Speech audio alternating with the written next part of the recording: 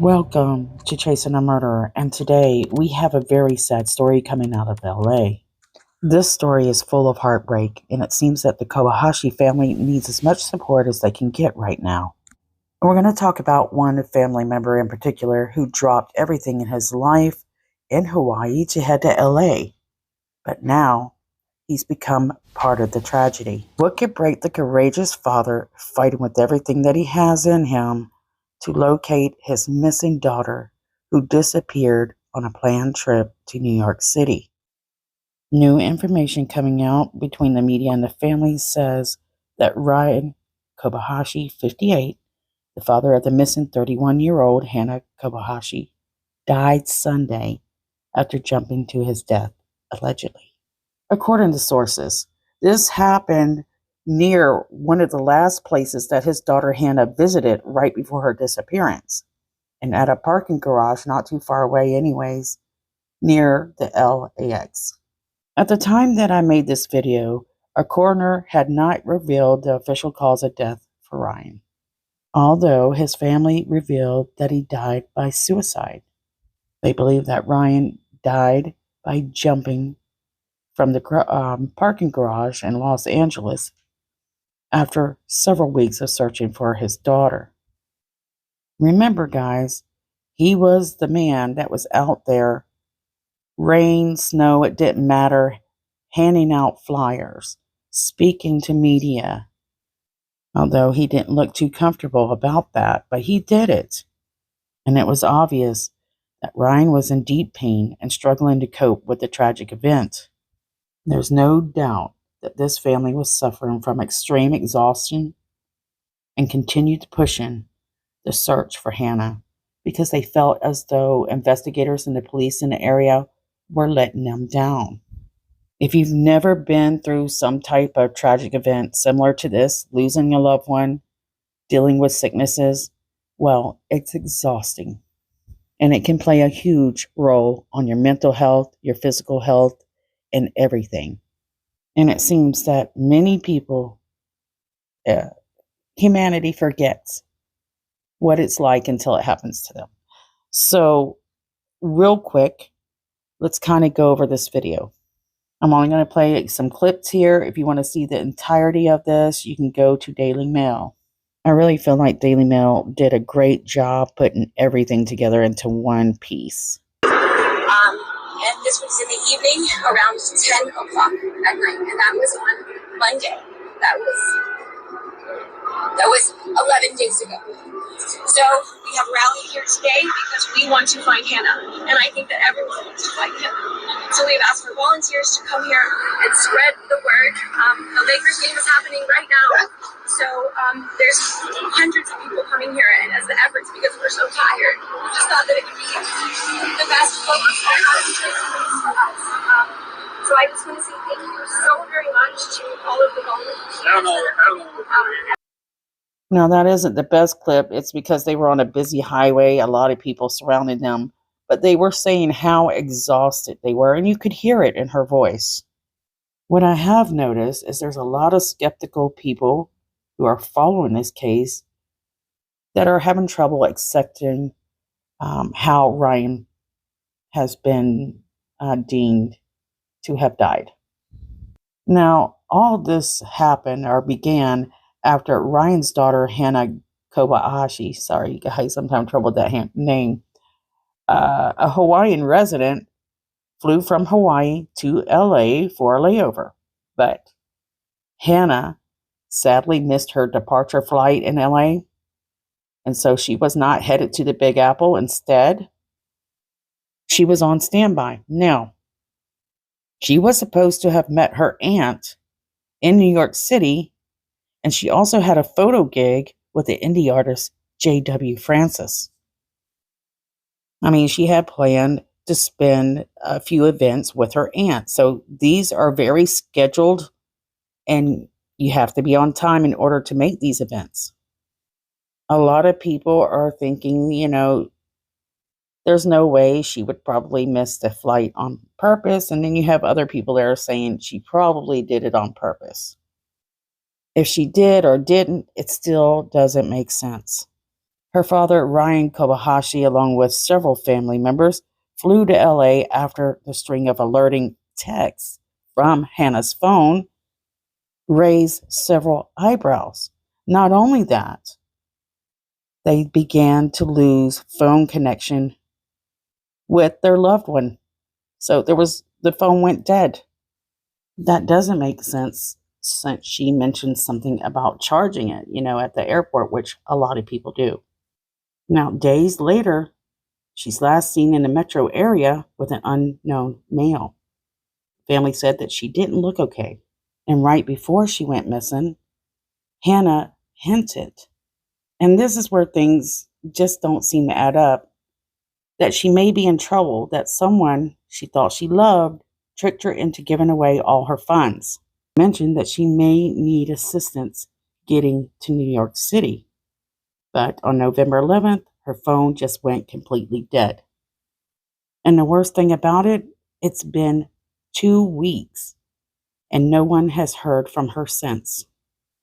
According to the resources that we're getting at the moment, her phone last pinged at the airport. Her family said this is not a good sign and Hannah would be in connection with someone in the family.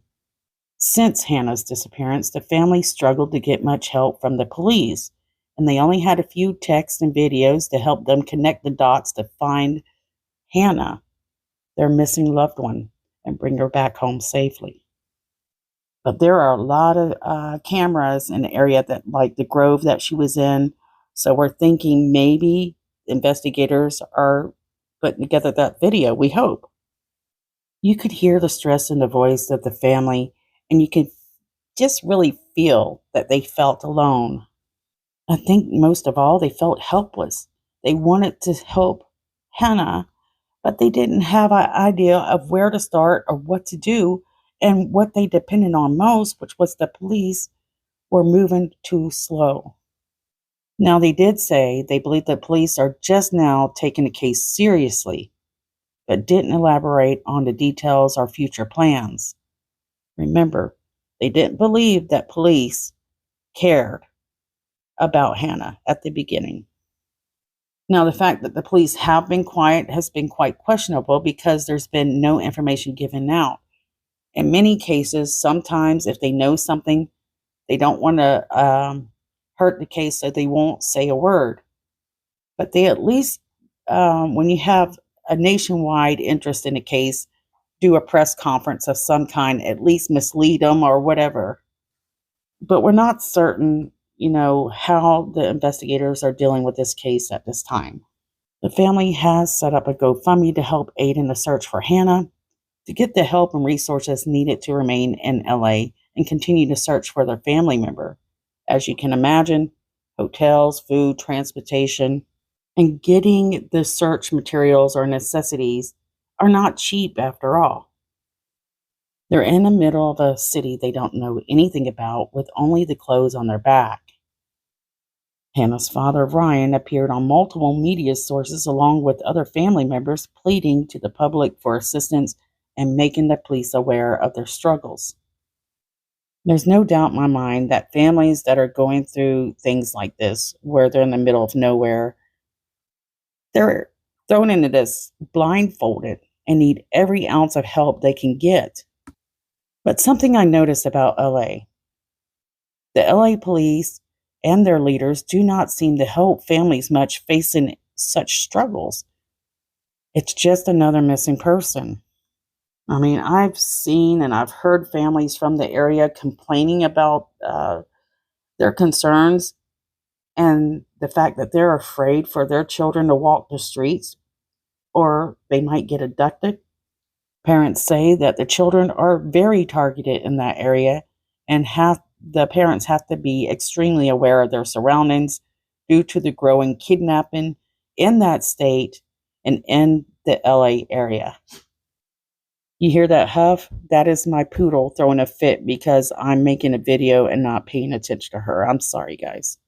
The thing is, in the United States, these things are happening in broad daylight, in public. Why? Why do these people feel like they can go out in public in front of everyone and abduct someone without anyone caring or any consequences. To be honest, that's another story for another day. Hannah's father, Ryan, he was quoted saying that we will do everything we can until we have found her.